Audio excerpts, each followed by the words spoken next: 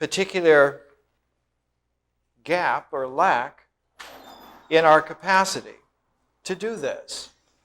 And as I became more and more acquainted with what there is to know, what there is to look at, I found that there were 4 areas that had not been fully investigated and discussed, although there were libraries of books about them and ongoing populations of seekers concerned with them. But the 4 areas were, first of all, that at our deepest interior quality, our soul, our deep self, however wish you to call it, that there was a dis-ease, not an illness so much, but a dis-ease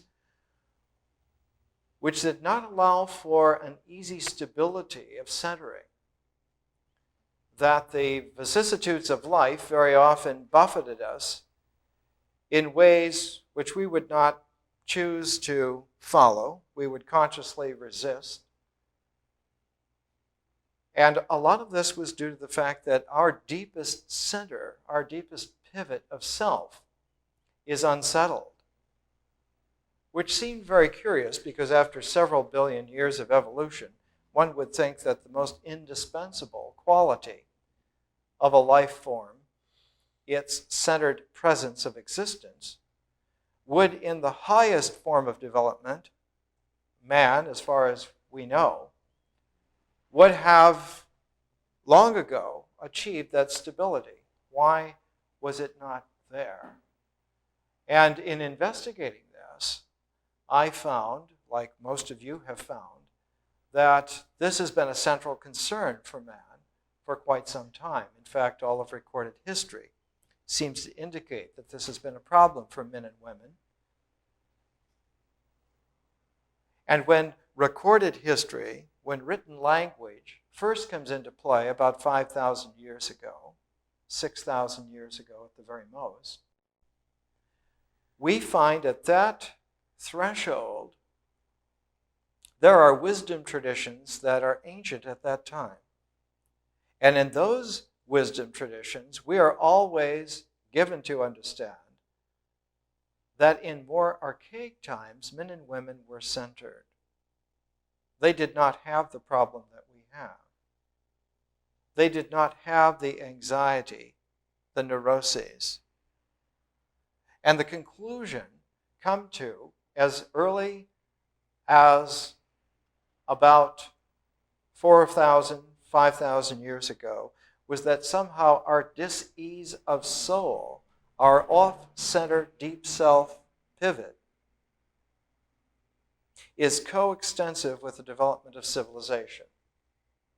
That somehow civilization is an attempt at reaching out to try to make an adjunct balance which will help us to center ourselves.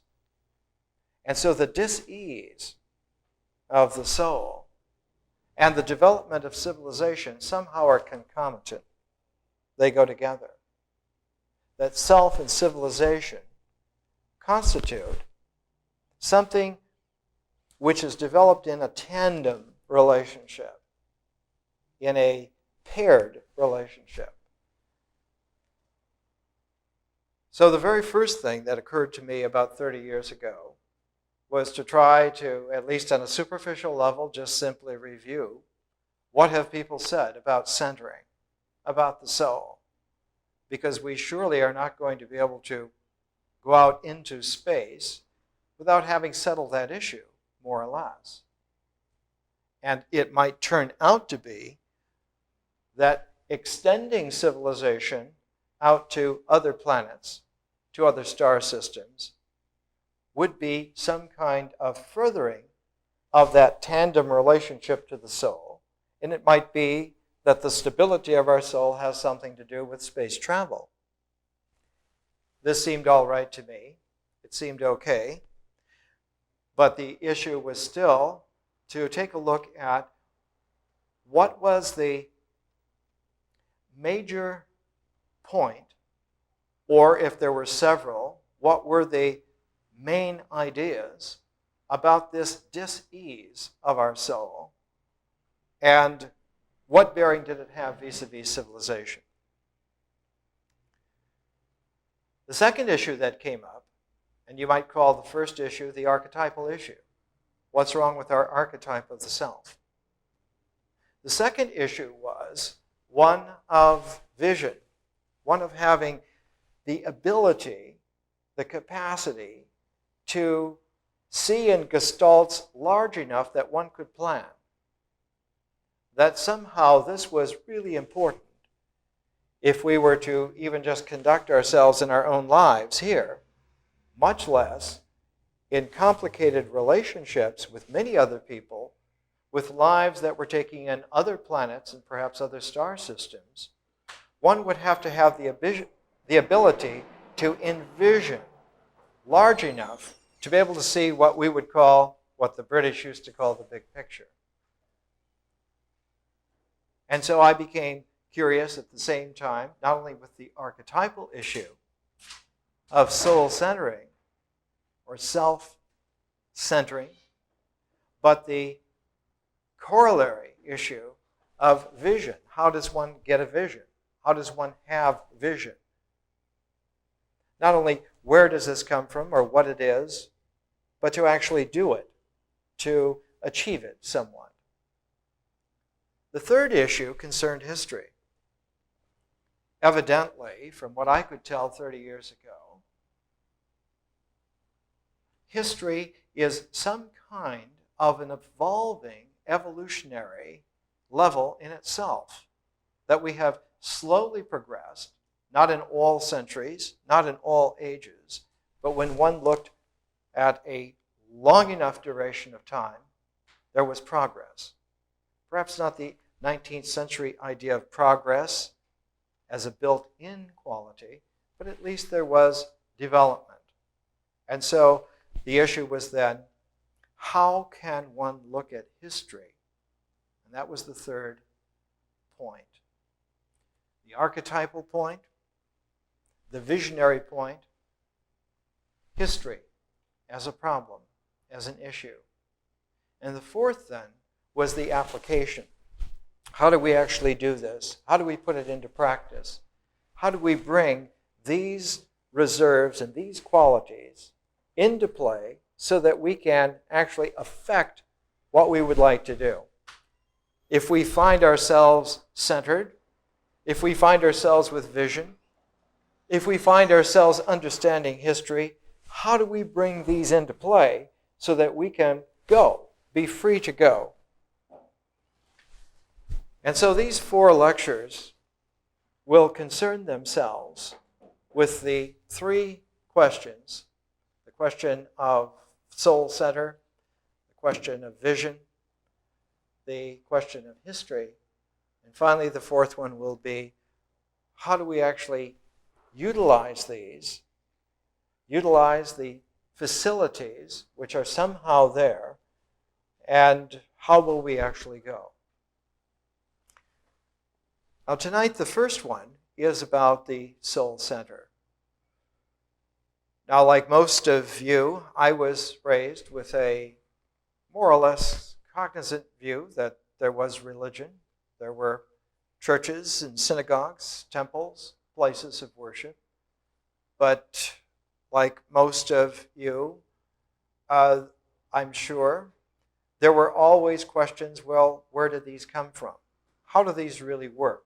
And there were always depths of understanding that seemed to be beyond any of the adults that one could ask when one was young.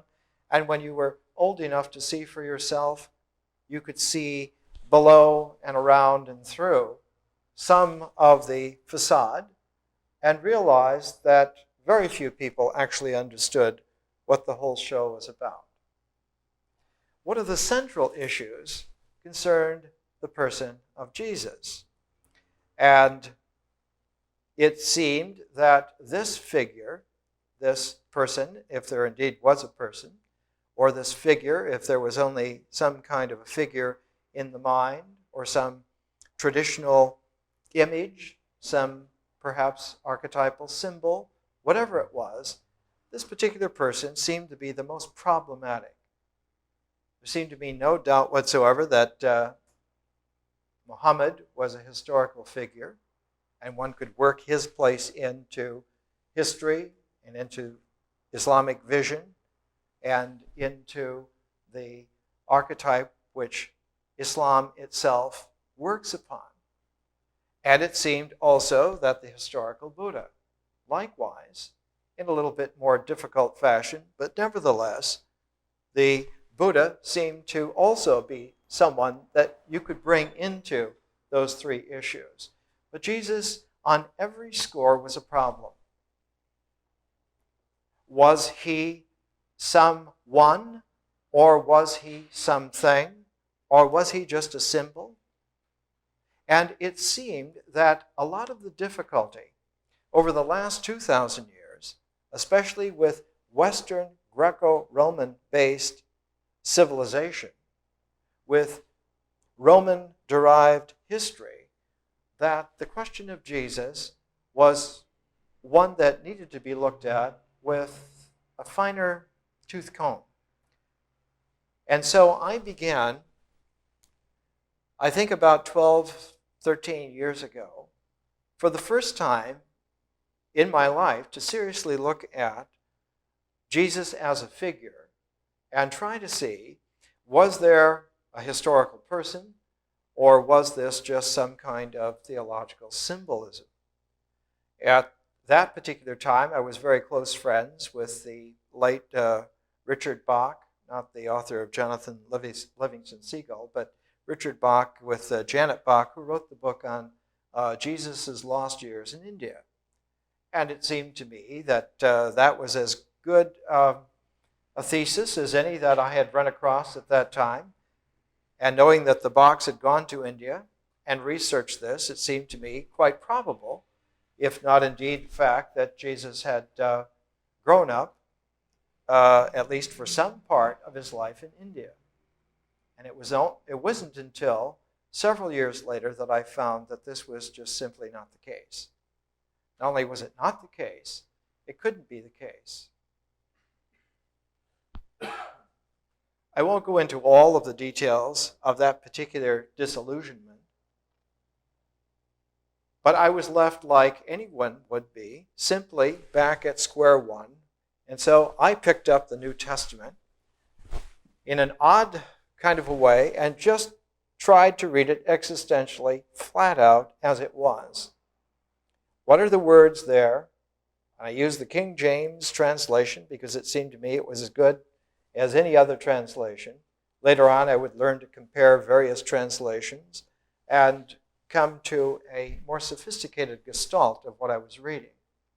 And as time went on, I would discover that biblical scholarship was a burgeoning field for the last century, and that there were enormous esoteric viewpoints about every aspect of the New Testament, such that it became such a scintillating jewel of problematical unknown that just recently in Northern California, a group of about 90 to 100 biblical scholars from all over the world held what were called the Jesus Seminars, and they X'd out somewhere above 80% of the words ascribed to Jesus as having been editorial interpolated, and that we were left with just a scant few phrases which could be ascribed to someone, and they weren't sure just who it might be. And so in place of a person, they put a lost manuscript called Q, designated Q from the German word Quellen, which means a source, and this was the missing source of the New Testament Gospels. It still hasn't come, I think, through that where did Q come from? It must have come from someone, perhaps Jesus. At any rate, in reading the King James Bible assiduously, about 9 years ago, I came across a word. It was a word that Jesus used when he had brought two of the men who were to be his disciples, James and John, sons of Zebedee. when he had brought them into his fold, had made them, for all intents and purposes, disciples, he said, I will call you, and then the word that's translated in the King James Version is sons of thunder. I will call you sons of thunder. But when I looked up the Greek word to see sons of thunder, why would he call them sons of thunder? And what was the word? That the Greek word had nothing to do with thunder at all.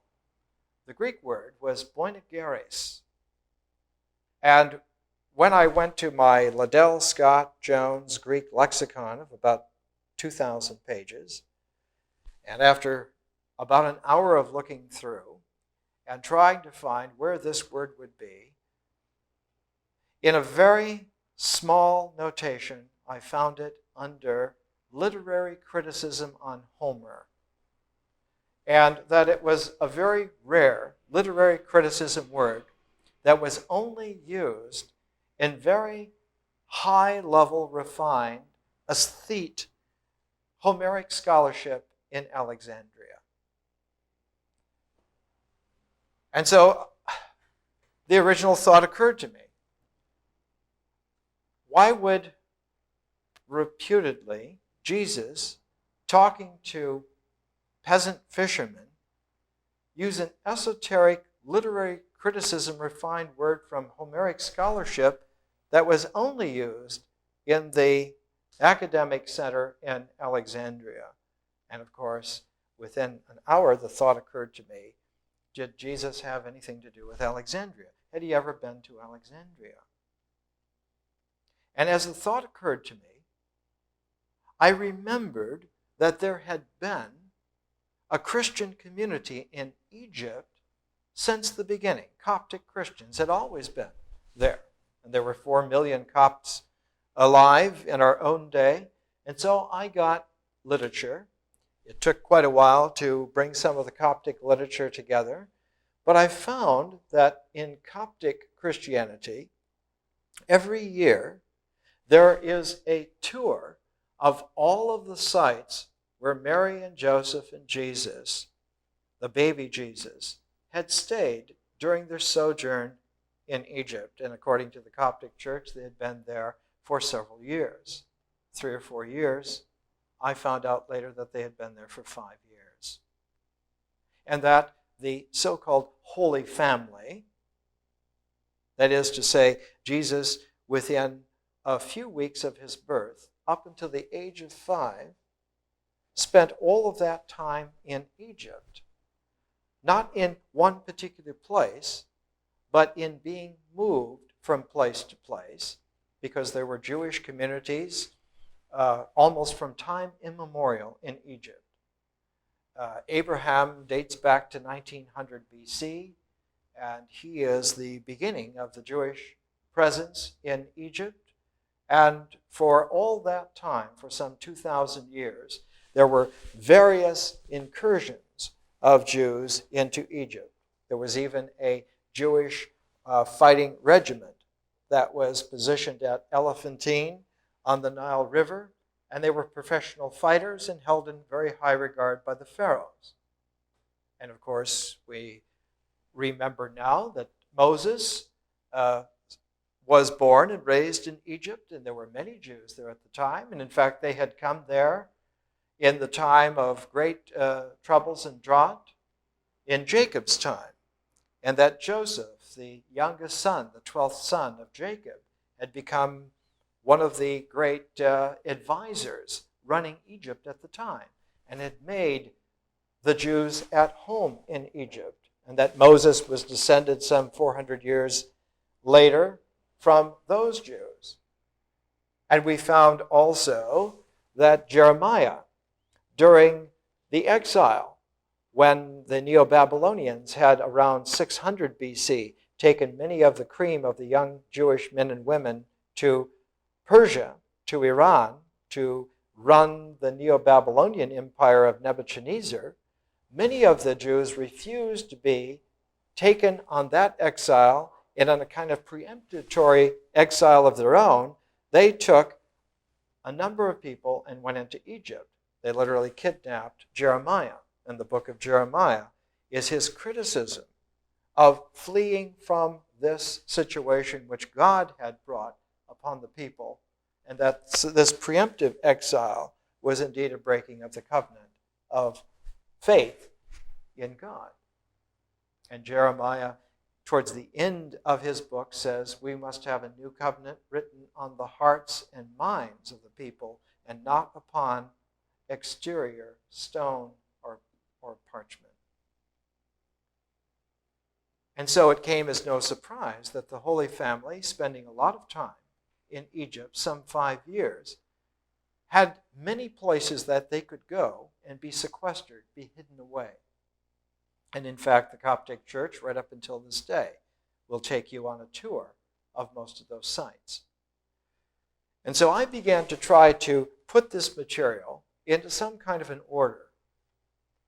I got a large map of Egypt. My friend Stephen Schwartz was in Alexandria at that time doing psychic archaeology, and he bribed a few military individuals and got some very excellent British war maps of sections of Egypt, and I was able to pinpoint quite accurately many places that corresponded with the Coptic sites.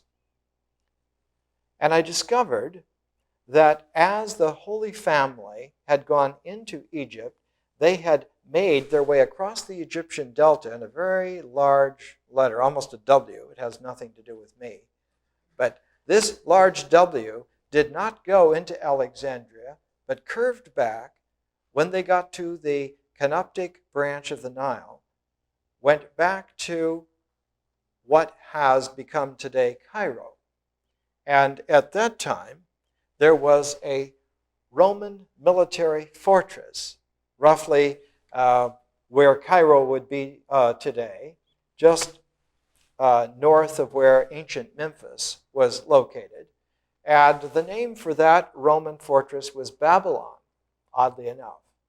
And I was to find later that when St. Peter was writing his letters in exile from Babylon, that's where he was, that he went to Egypt. He went there to that area of the fortress. And that the scholarship which says that Peter is writing from Rome and using Babylon in a metaphorical way was completely erroneous. St. Peter was nicknamed the Rock because he was not somebody who would use metaphor at all. I think that the term rocky gets it across much better. He was a very plain, tough, ordinary cookie who would not bend. Indeed, you could trust that Peter's opinions would remain the same forever. And of course, the church built upon that rock has earned its namesake. I found that the Holy Family, having spent 5 years there, made a very interesting kind of a chronology. The New Testament is agreed that it was unsafe for Joseph to take his family back to Palestine until Herod had died. And it was a very easy matter of checking that Herod had died in 4 BC. And prorating this, I found Jesus must have been born about 9 BC. I won't go into all the details, but the chronology sifts itself out very, very nicely. If he were born in 9 BC, I figured out a developing scenario where his crucifixion occurred in 36 BC, and he was 44 years old when he was crucified.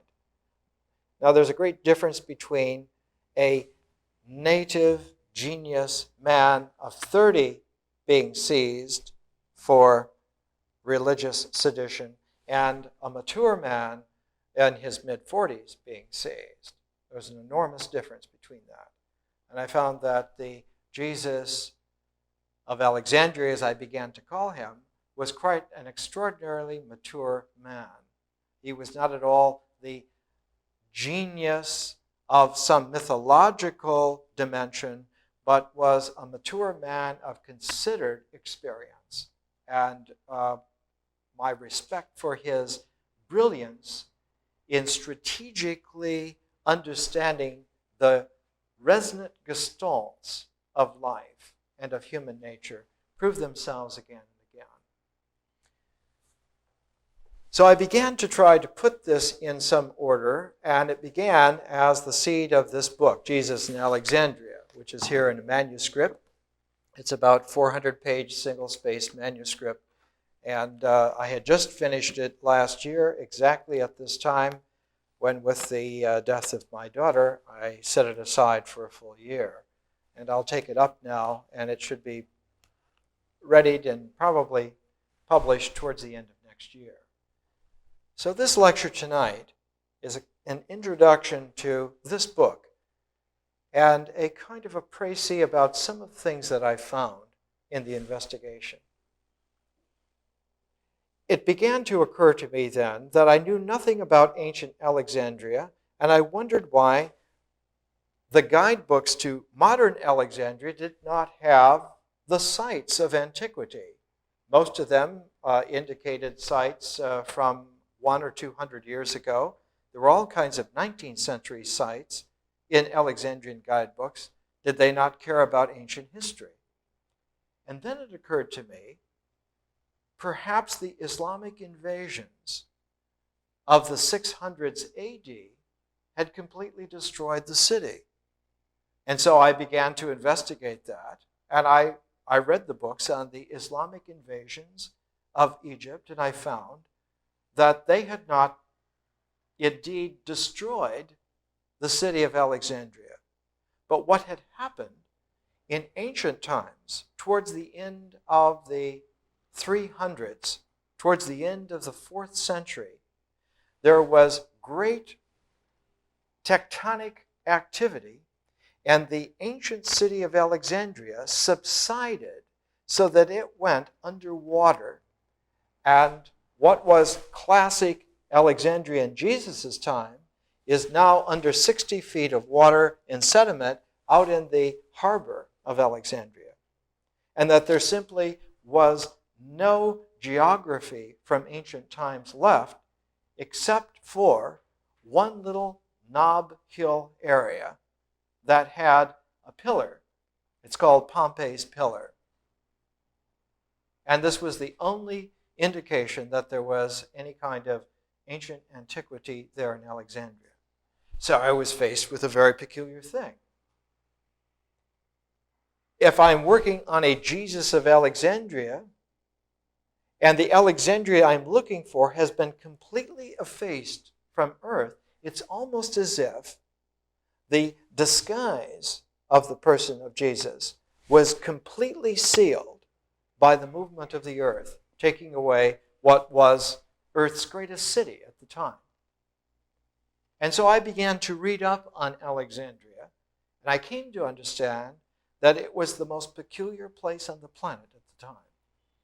That Alexandria represented this broadest vision of civilization, the cream of the culmination of history at the time, and the sole pivot of the most powerful individual of that age. That Alexander the Great, having determined by various esoteric tests that he indeed was a god who was sent with one particular purpose, to bring all of the various cultures of mankind together into a single family, a single mankind, which he called the ecumene. And that the ecumene, we get our word ecumenical from it, that the ecumene was the family of man on the known world. And that Alexandria was positioned where it was because it was going to be the center, the city made, the universal city for the one mankind human society. That there would be a civilization of the world, and Alexandria was the capital of that. As I began to look at Alexander's vision, I began to realize that he had indeed knit together Greece and Egypt and and Palestine, and Persia, and India, and on the way back from India was ready to begin two particular military campaigns. One was to go completely around Africa with ships, and the other was to send his armies all the way to Spain and the British Isles and Ireland and to the Hyperboreans in the far north. That he had brought the eastern half of civilization into a single kingdom and was now going to spread it to the west and to the south. And that Alexandria was going to be midway between these three regions of population. But he died. He died very young. And all of his generals decided to divide up what was to be the ecumene. They considered it Alexander's vision, which only a God-man could carry out. And they were ordinary men. True, they were generals, and they could run kingdoms, but they were not divine. They could not make an ecumene, a mankind, except for one general, and his name was Ptolemy. And he is known to history as Ptolemy Soter, Ptolemy Savior.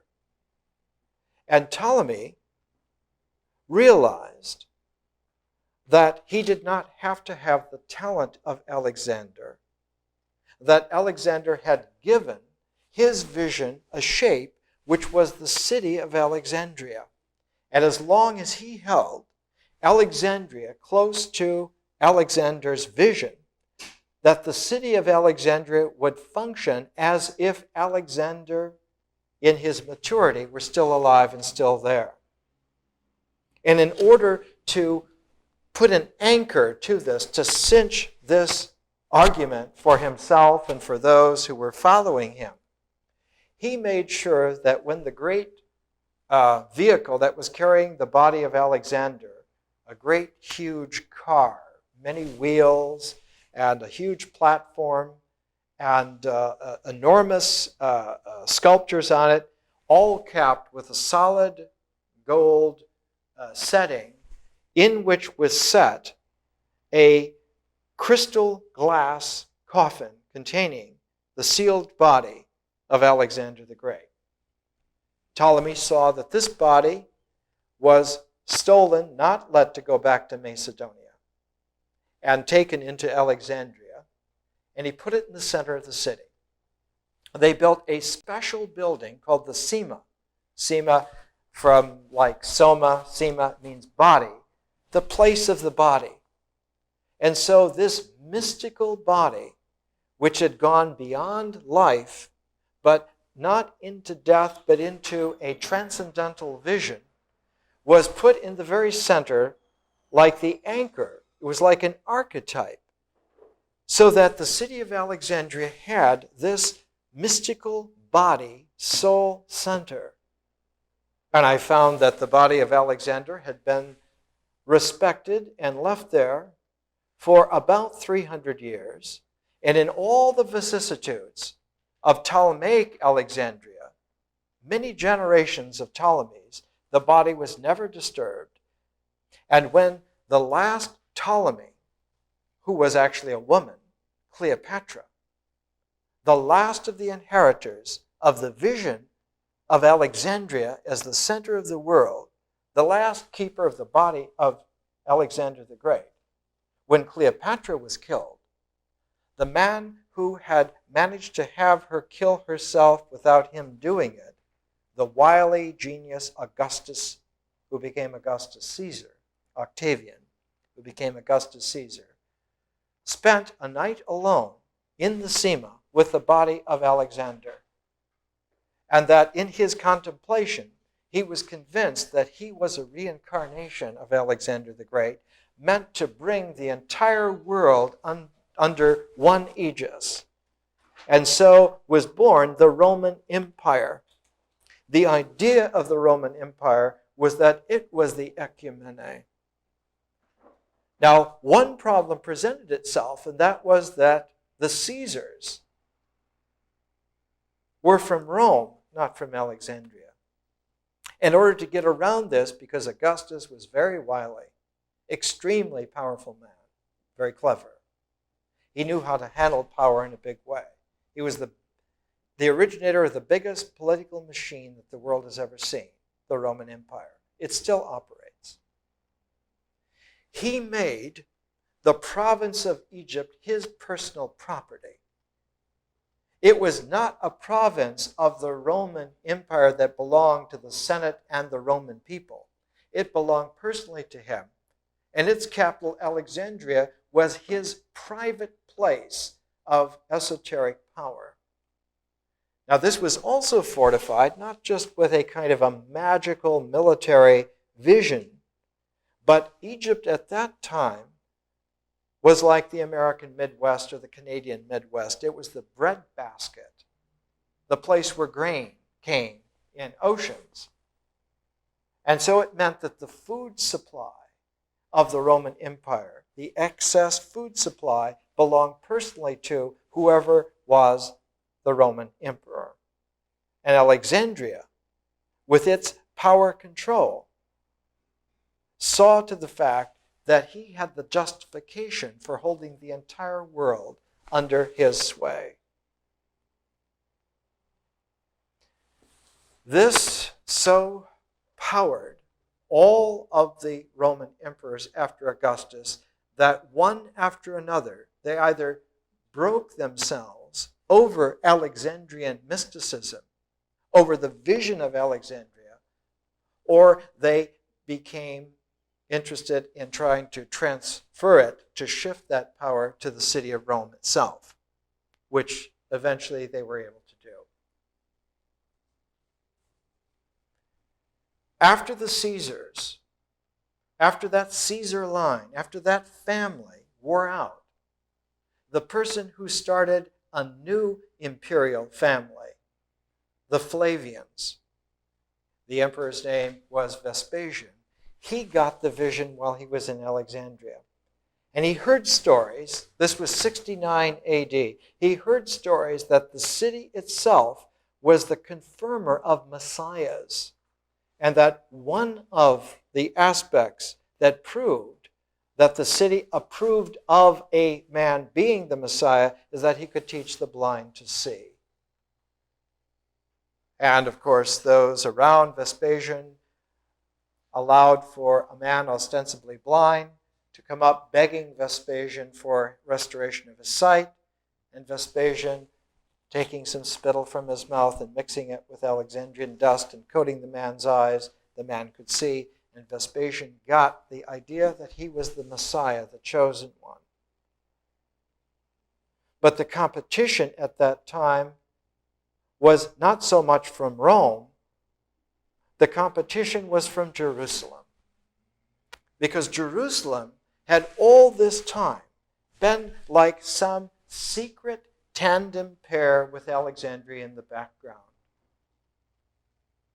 And the competition for Vespasian was that somehow the Jewish capital of Jerusalem had to have its power removed so that he could take his Alexandrian mystical power and transfer it to Rome. And so it was Vespasian's son, Titus, who laid siege to the temple in Jerusalem and decimated it so that its power would be broken and lost. It was then that Vespasian transferred the power of Alexandria to Rome in 70 AD. And in the center of the Roman Forum, as one came up the sacred way into the power buildings of the burgeoning Roman Empire, there was an enormous triumphal arch made. It's called the Arch of Titus, and it's still there. And on the very center of the Arch of Titus, in the sculptures of the transference of all the sacred powers of the world at the time, is the great, huge menorah from the temple in Jerusalem.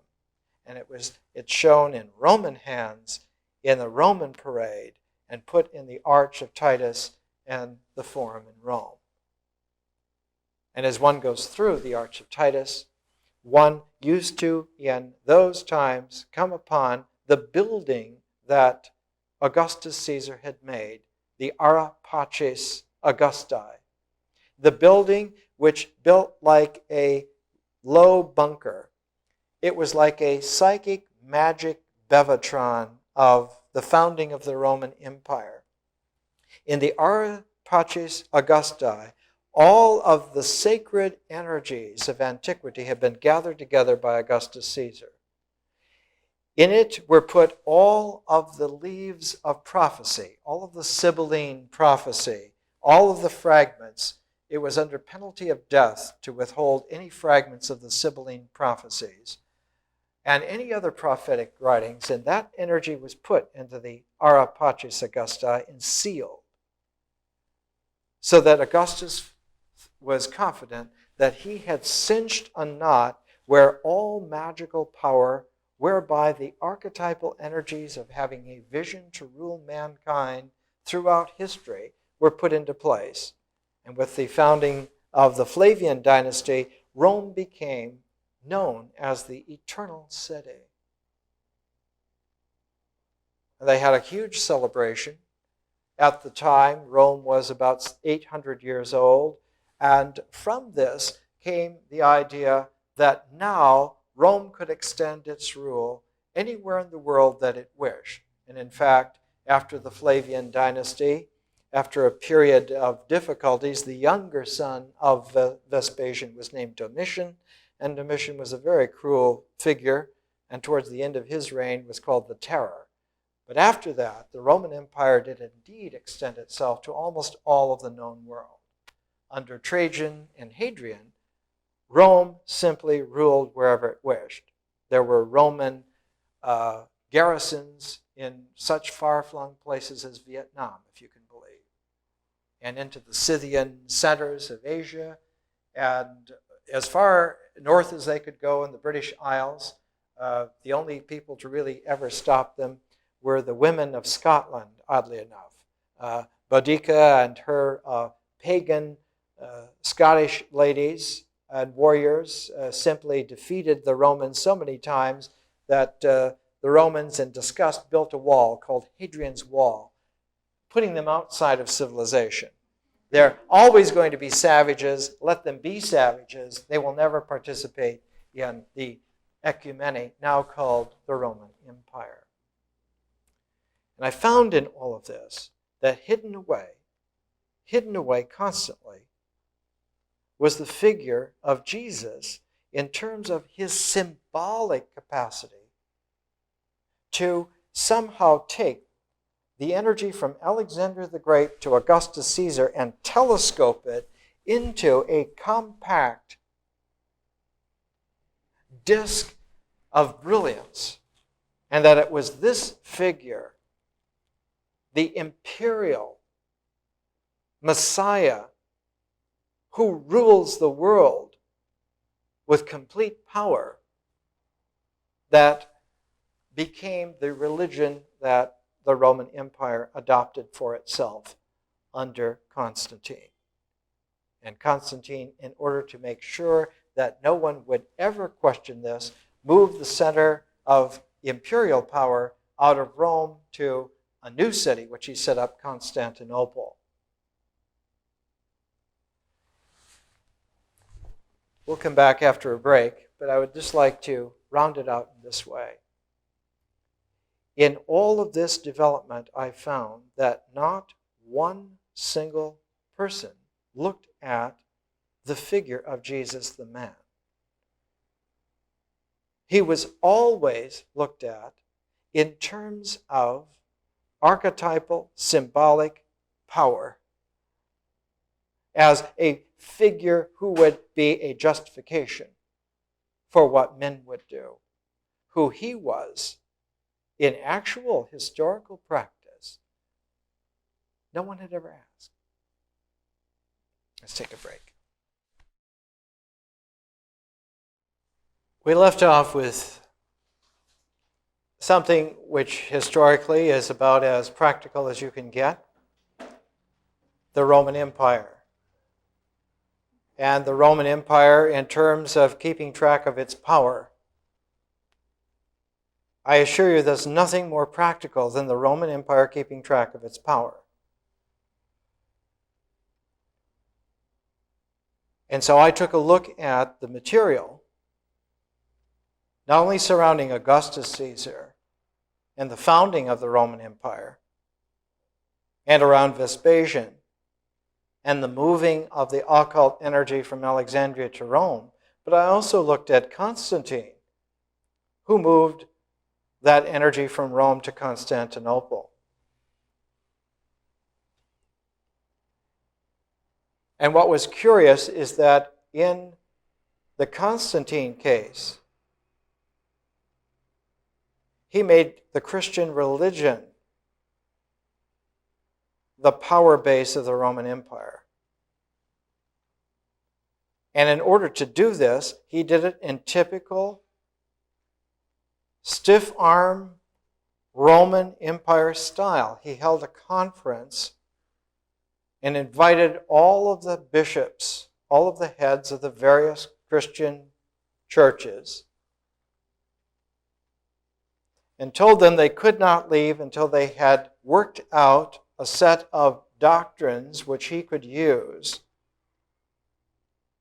in formulaic way, in very simple Roman law ways, as the basis to run the empire. And so they had a conference, and the man in charge of this conference was named Eusebius. And Eusebius was under the gun by Constantine to make sure that this convention worked. And it did, and it holds to this day. But Eusebius, being very cautious because he was working for a relentless professional killer, Constantine was not a nice man, he wrote an account of a history of the Christian church, putting all of the proofs in it so that he could show that he had done his job right. And the earliest evidence that he uses comes from a figure from Alexandria known as Philo of Alexandria, Philo Judaeus. But the curious thing, he doesn't call Philo Judaeus. He calls him Philo of Alexandria.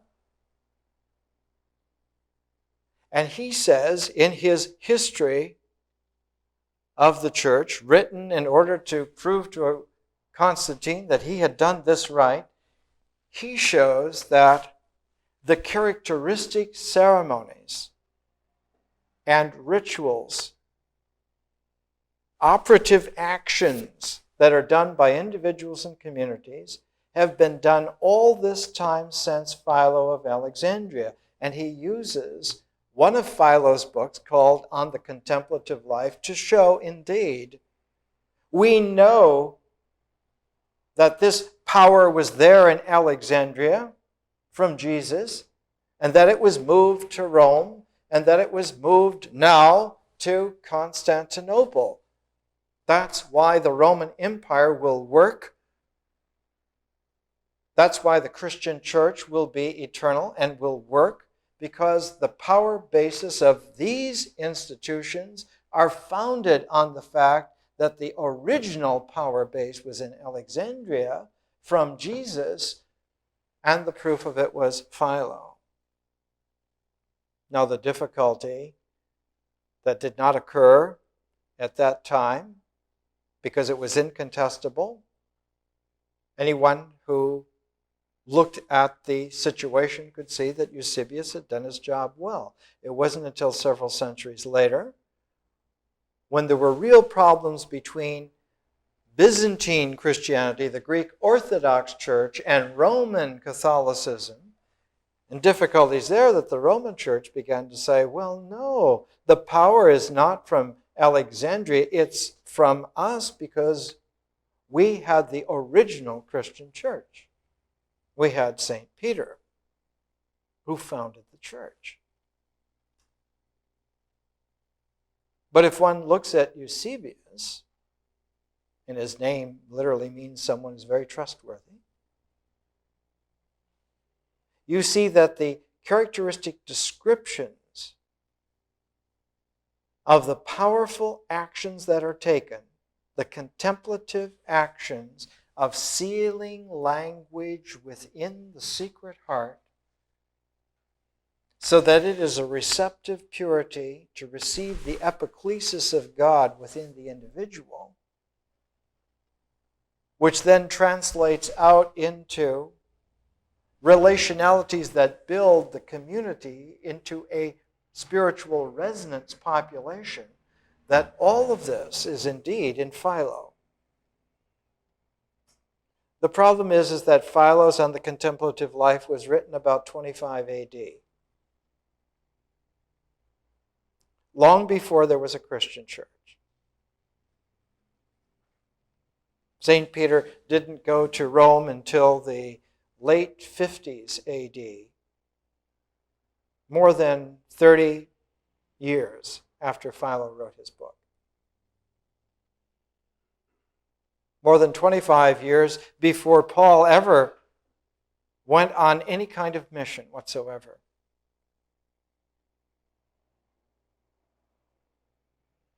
And in fact, the difficulty was compounded. If Philo, a Jew in Alexandria, is writing about the most distinctive rituals, ceremonies, and practices which are indubitably distinctive of the Christian church in Eusebius' time, if he is writing these, then there must have been a community of people practicing these rituals, ceremonies, practices in Alexandria that Philo was an eyewitness to around 25 AD. Where did they come from? Who was their teacher? Who established them? I don't have time to go into it, but I worked out the ages of various people, used various techniques. I found, for instance, that John, the beloved disciple, was only 11 years old when he met Jesus. He was only 14, a boy of 14, when the Last Supper was held, and no wonder. Jesus at 44, and the man who became St. John, the boy, 14, wondering what's going on, and laid his head on his shoulder. And of course, in the crucifixion, the older man assigns the boy to a woman to watch, not his mother. His mother was in her later 60s at that time, not capable at all of bringing up a 14-year-old, but another woman, a woman his own age, about 44, Mary Magdalene, who took the young John under her wing and raised him right. And when Mary Magdalene moved to Ephesus, she took the man who would become St. John with her. And in fact, we know, the only tomb that we know is the tomb of Mary Magdalene. We know where it is. It's in a cave not far from Ephesus.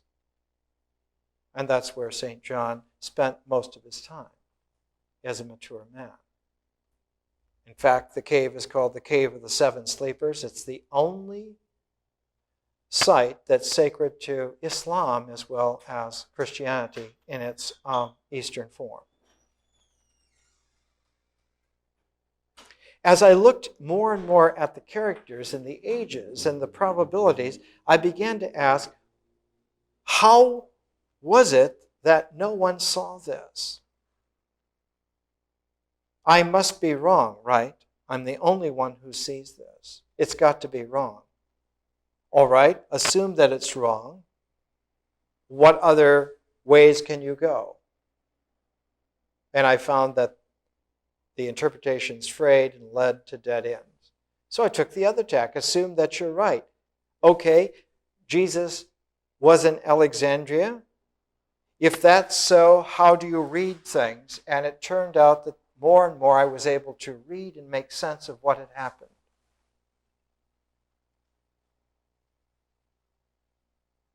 The earliest missionary for what became a missionary religion, Christianity, was St. Paul, the man who became St. Paul. He began about 50 AD, 49, 50 AD. And if you look at the letters of Paul, at his epistles, there's a figure who consistently is on the same level with him, a figure named Apollos. Apollos, who is from Alexandria. And in several places in Paul's letters, he talks about people saying that we should not divide ourselves as saying some are from Apollos, some are from Paul, some are from Jesus. We're all one family. We're all one mankind, one community. So I went to a biblical dictionary. I had never heard of Apollos. Who was Apollos of Alexandria? And underneath it, I found a very curious little notation. It referred me to the writings of Martin Luther, of all people. And that Martin Luther, being one of the first people, the Renaissance became the Reformation. The Renaissance discovered the brilliance of antiquity, and then the Reformation discovered that there was a figure that brought together the brilliance of antiquity into one person, Jesus. The man, Jesus. And so the Reformation grew out of the Renaissance because it was like a honing in, saying, well, the brilliance of antiquity was all wrapped up in one person. And Martin Luther was one of the few people in the Reformation who was able to read the Bible for himself without any editing, because his friend, the man at least who for a while was his friend, Erasmus, was the first person in about 1,500 years who took the material, the Greek material, and went over it and made sure that all of the grammatical mistakes that had crept in over the centuries were corrected, because New Testament Greek is very sophisticated. It's very refined. The Greek that Jesus spoke is extremely refined. It's not only literate, it's impeccably right. The upshot is Erasmus made a Bible, a translation out of the Greek into the Latin for the first time without any editing by any committees. And Luther read this, and he saw that one of the letters that had been ascribed to Paul was in a completely different Greek hand. It uses the Greek language in a completely different way. It's not by Paul at all. Was saved all this time because everyone thought, because they couldn't read Greek well enough to tell the difference in voice, they thought it was one of Paul's letters. It's called the letter to Hebrews, the epistle to Hebrews. It is a letter about Jesus to Jews, and it's written in Alexandria. And it's written in the same kind of Alexandrian Greek that Philo used. And it's written, Apollos began to do travels late in his life when he was old in 50 AD. It's written long before 50 AD. It's written probably in the late 30s AD, at the latest, and perhaps earlier. It's entirely consistent with Philo's writings. In the letter to the Hebrews, Apollos says, we know this about the pioneer of our faith because we have a cloud of witnesses in this city who knew him. Not just a few people, but the phrase is a cloud of witnesses. This city knows what's going on because we have a living tradition from people here who participated in it from its foundations.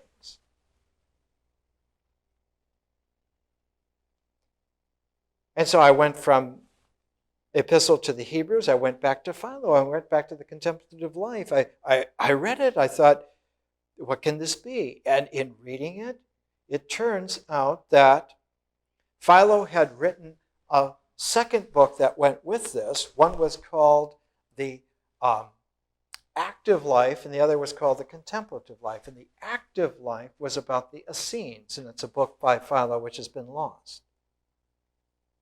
Philo wrote a book about the active life of the people from Qumran, the Essenes,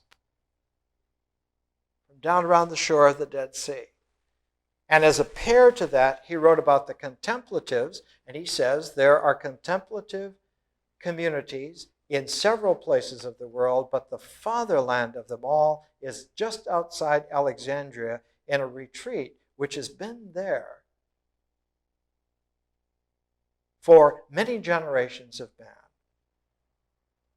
and is located because this was one of the archetypal power spots in the world at the time. The spot is called Taposiris.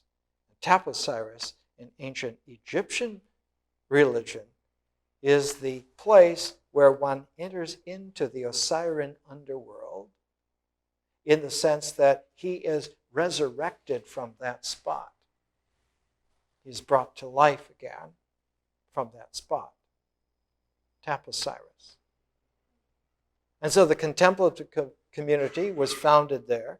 And as I investigated, more and more it seemed to me, there were many writers, especially French writers, who were saying that a lot of Philo's writings are Neoplatonic. But when you went deeper into ancient philosophy, and it took several years to just even review the basics of ancient philosophy. I did a lecture series on every one of Plato's dialogues in order to get down, well, what does Plato say? If Philo is a Neoplatonist, let's get down what Plato said and take a look. And what came out more and more is that Philo is not so much a Neoplatonist, but he's a Neo-Pythagorean.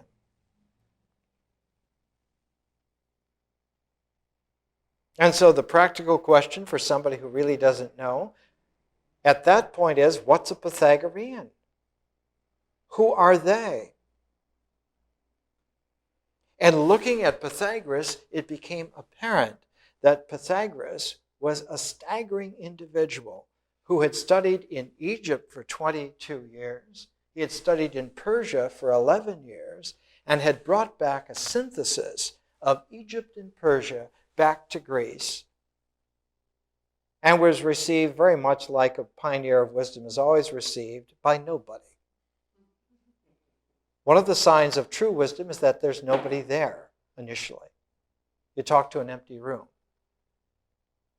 Pythagoras, to get his first student, paid a young man 3 minas each time he came to have a lesson. And after a couple of years, he said he couldn't afford to pay the young man anymore, and the young man was getting so much out of it that he said, well, I will pay you 3 minas, and that's how Pythagoras began to be an effective teacher.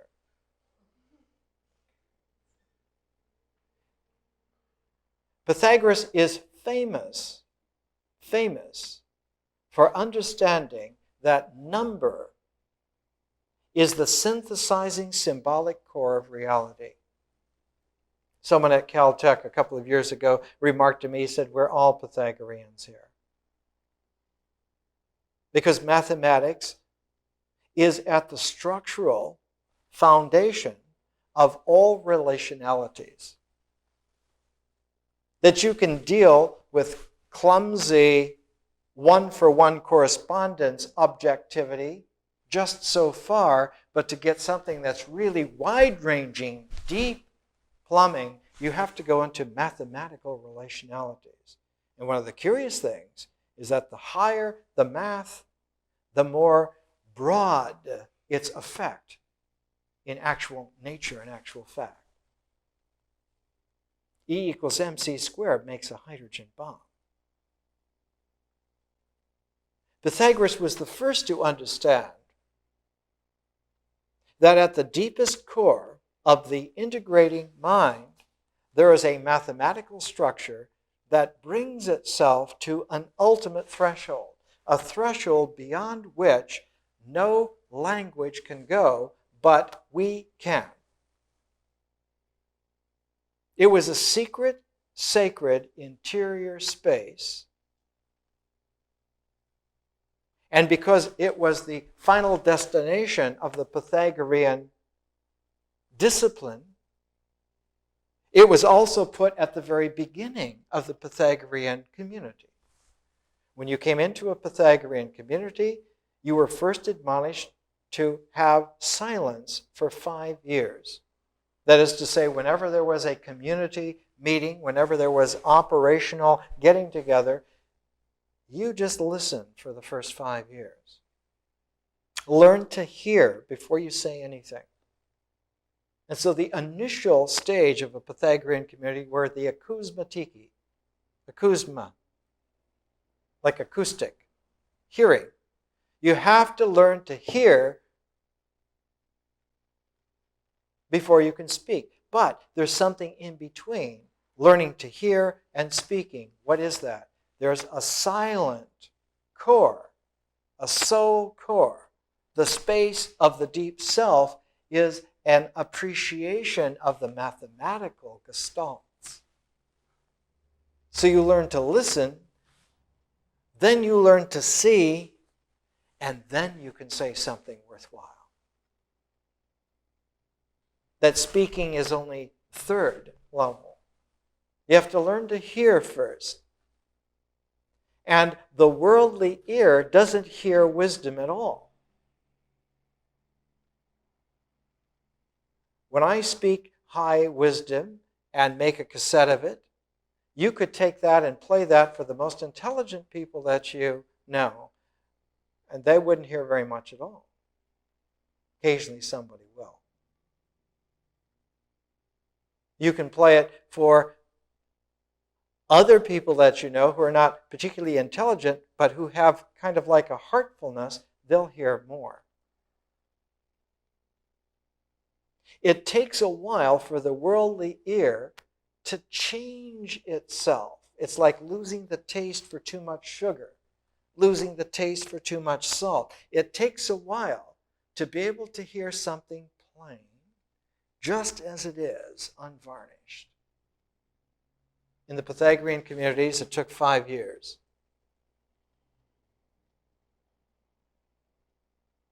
It turned out that the contemplative community used this kind of technique, but in an updated fashion. They came about, in Jesus' time, about 500 years after Pythagoras. And in fact, that figure, that number, 500 years, where had I heard it before? 500 years. And then I realized, it's about 7 or 8 years ago, that 500 years was the cycle of the phoenix in antiquity. And the resource for that cycle of the phoenix was not some far-out occult author, but the most somber, staid Roman historian of all, Tacitus. It's extremely difficult to read because he is just brutally frank and practical. And he clubs his Latin phrases just like a good Roman engineer should. There's nothing occult about Tacitus. He says the cycle of the phoenix was the sacred pace of visionary history in antiquity, and that the home of it was Egypt. And that the cycle of the phoenix was 500 years. And it turned out that between Pythagoras and Jesus was almost exactly 500 years. And when I worked out some of the correlations, I realized that there were indeed Pythagorean influences, not only there, in Alexandria. Philo was a Neo-Pythagorean. Neo-Pythagoreanism was an Alexandrian philosophy, exactly at that time. But the distinctive thing about the Pythagorean communities was that when one saw the mathematical relationalities, one got visionary about the structures, the structure of time, the structure of human beings, the structure of language. One of the characteristic things about Philo's allegorizing interpretation of the Torah was that he saw that the Torah as a whole was in the shape of a body, a mystical body. Some parts were hands, some parts were legs, one part was the heart, one part was the head, one part was the mind. It's very Pythagorean to see the Torah as a mystical body of language which could somehow be internalized into the soul silence of oneself and seen in its cosmic truth, so that one's language could blossom out of this and be a truthful language, a symbolic, visionary language. And then it occurred to me that there was a book at the very end of what is called, colloquially, the Old Testament, that has exactly this kind of language. It was the book of Daniel. One of the greatest archetypal prophetic books ever written, the book of Daniel. And indeed, in the book of Daniel, which is, it turns out to be, a workbook for how to interpret dreams and how to use dream interpretation so that you can refine it so that you can interpret other people's dreams. And when you get to that level, how you can then interpret once-in-a-lifetime world-class dreams, death dreams, visionary dreams, and how from that you can interpret a vision of history as a whole, as a unity, time as a single pattern. And that the book of Daniel was an Essene workbook for this. Written around 160 AD, even though set back in history at the time of the exile. But what's interesting is that in the final apocalypse in Daniel, the seeing of all time as a patterned vision of a plan of God, there's a mystical figure who comes through, who has hair white as snow, has burnt jewel-like skin, has blazing eyes, and voice sounding like many waters, eyes like lightning. And I thought, I've seen this figure before, or at least I've read about this figure before. Where have I read about it? And a little searching around found that that figure reappears in the book of Revelation, written a couple hundred years later. To make a long story short, I found that there's an edition of the book of Revelation. There are many symbolic editions of the book of Revelation. I have about 40 of them in my own library. But the really ace one is by a woman. It's the one in the Anchor Bible. The Anchor Bible is about 50 volumes and just about ready to be finished. Every book of the Bible with up-to-date early 21st century scholarship. And the woman who wrote the Anchor Bible commentary on the book of Revelation says there's no question whatsoever but that Revelation was always difficult to interpret because it's two books telescoped into one. It's a central book, which is one of the world's great apocalypses by a torrential, fiery person surrounded by a very elegant, highly symbolic, insightful other person that writes a little bit before and a little bit after and encloses this fire. And she says the outer portions are most certainly by the man known as St. John, but that the inner portions are by the man known as John the Baptist.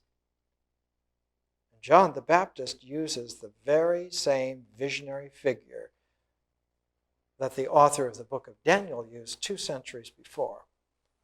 And there's very good reason for it, because it's the central, synthesizing, symbolic soul figure of the Essene movement.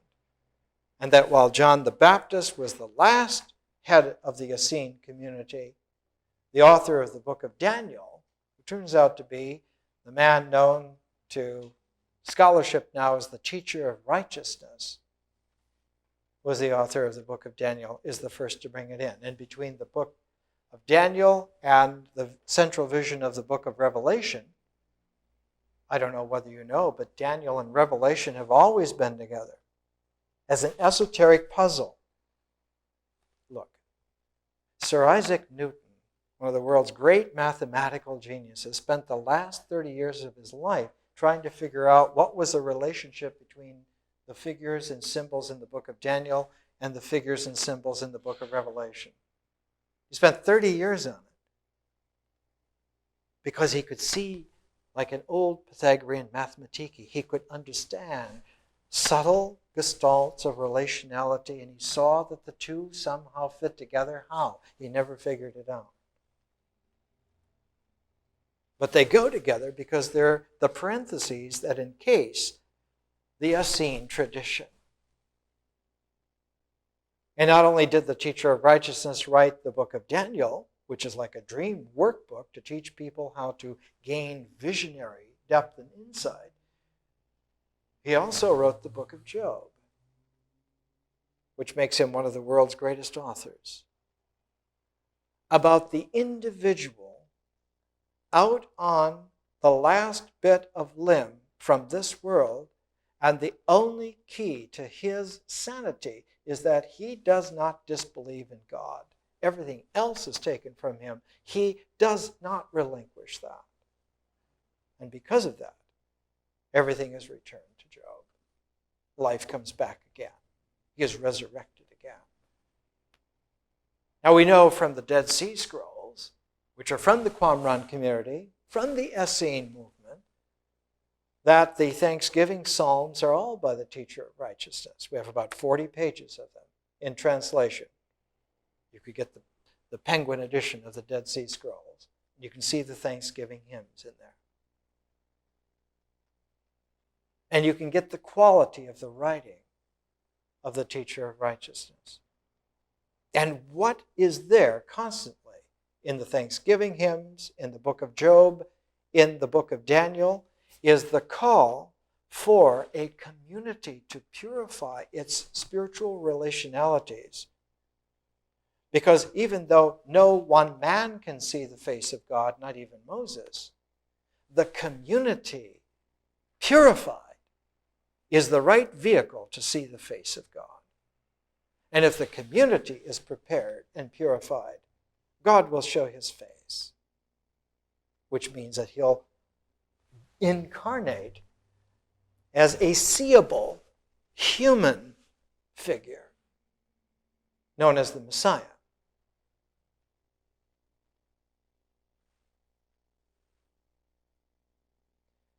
There is a peculiar quality that I found, and I put it all through Jesus in Alexandria. I'd like to just give you a little taste of it by reading a section of it, with your permission. This is a section which takes two figures. One, Lazarus, the brother of Mary Magdalene. Incidentally, Mary and Lazarus and their sister Martha were very well-to-do. Their father had been very wealthy in trading, and whole communities just outside of Jerusalem belonged to them. So I have put together Philo of Alexandria and Lazarus in Alexandria, and they're on their way out to the community, not the Essene community by the Dead Sea, the active life, but the contemplative life just outside of Alexandria, about a day's walk, about 2 hours by horse. A site which I think I've located quite accurately on the British military maps from the Second World War. One could mount an expedition. One could take the National Geographic Society to the place. Not that there's anything there much, because everything was moved. Everything was taken out. Because one of the distinctive things about Jesus turns out to be he understands that wisdom cannot be sequestered away from man forever, that there comes a point where it has to be returned back to the community. That life must be nourished by the highest wisdom.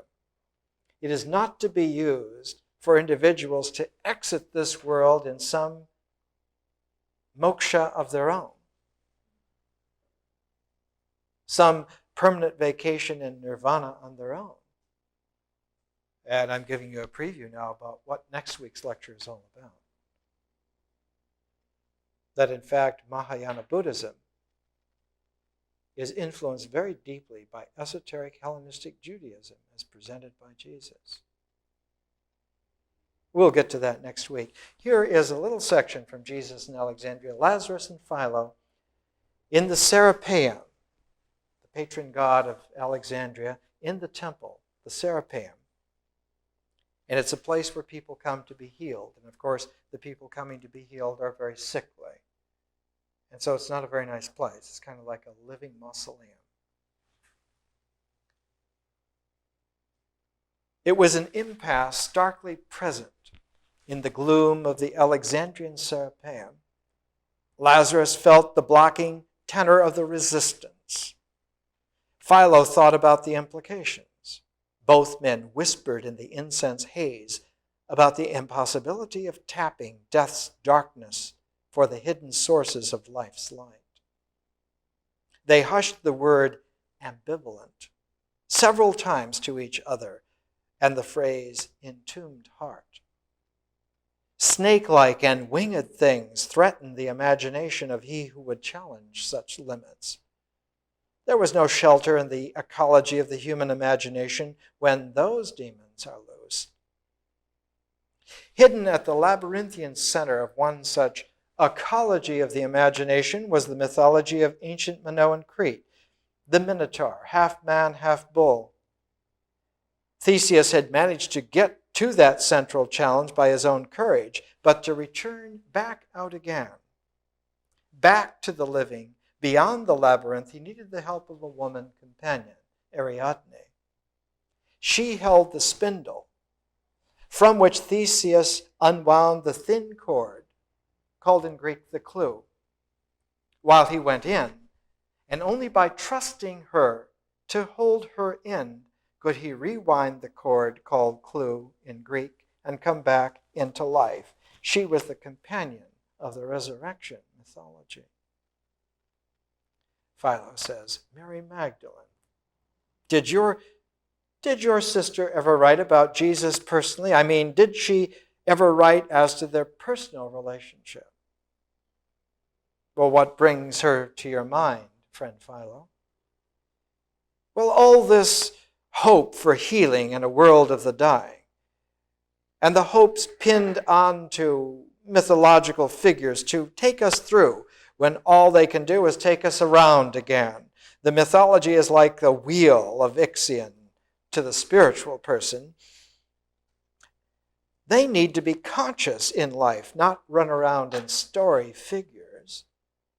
Only by transforming myth into symbol can the very idea of salvation or enlightenment be recognized. Jesus could so easily be taken in mythological terms. I just now in our discussion realized the potential danger. He could be subsumed into myth and safely stored in tradition, another figure for culture without end. But no transformation, no alchemy, no consciousness radiant from an inner no-point dimension. Well, this is a challenging set of ideas, but what made you mention my sister Mary? Well, is she perhaps the guarantee that he will not be mythologized? I had never really thought of this. Is she further the companion for him in some future emergence from death? And it goes on in that light. One of the peculiar aspects, and perhaps the unbidden, unknown hero in the whole of Jesus in Alexandria is Mary Magdalene. The most misplaced figure in history, other than Jesus himself. It's curious, but the old St. John, when he was remembering the events of the resurrection, remembered quite accurately that it was Mary Magdalene who went to the tomb on the third day, because it was traditional then to make sure that certain things were done vis-a-vis the body. It was he who remembered because she had come back saying that the door of the tomb, which was a huge stone, had been moved and perhaps thieves had taken the body. This was a body that could be sold for quite a lot of money, a would-be Messiah. And he himself was an eyewitness as a 14-year-old boy, running back with her. And because he was young, he was faster, and he ran ahead of her and went into the tomb. And he could see that the body was gone. And so he went out to tell the older men, the other disciples, that the body was gone, it's been taken.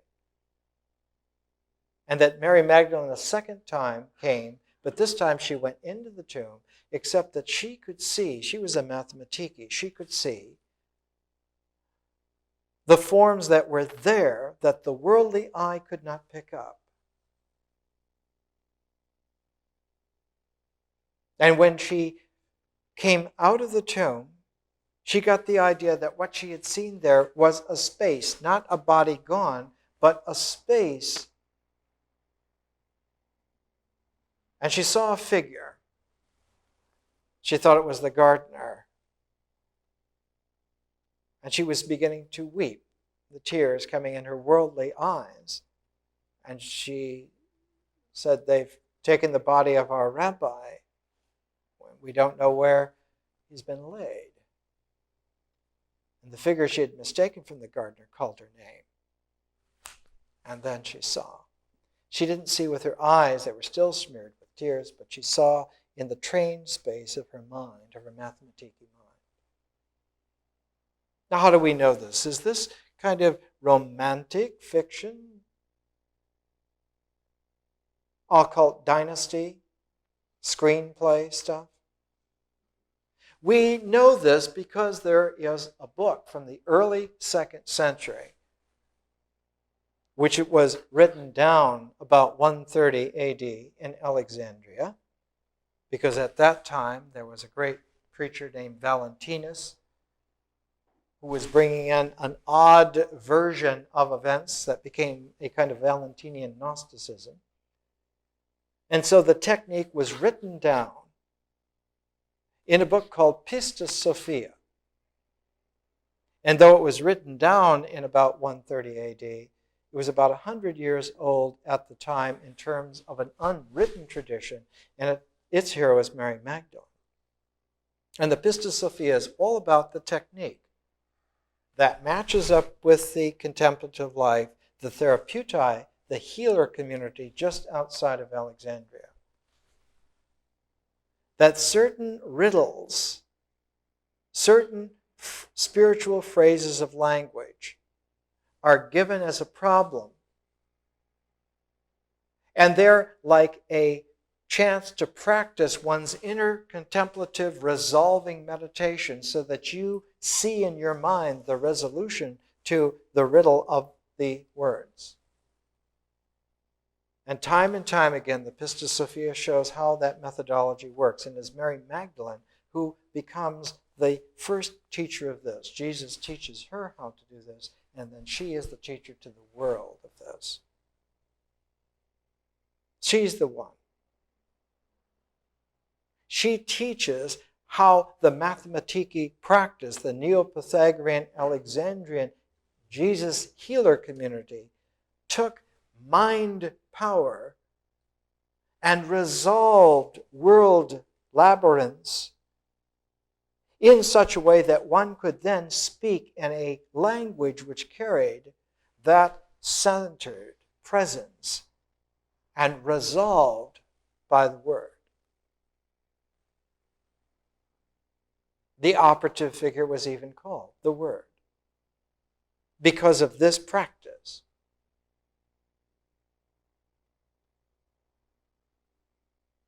Peter and the other men did not like this. They didn't like her.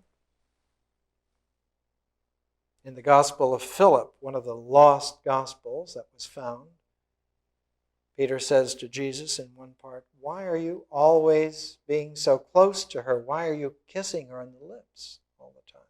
And Jesus says to him, if you don't know, you better think about it again.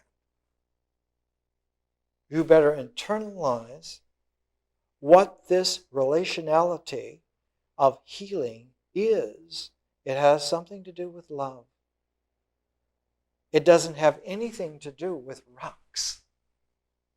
It has something to do with relationality and love.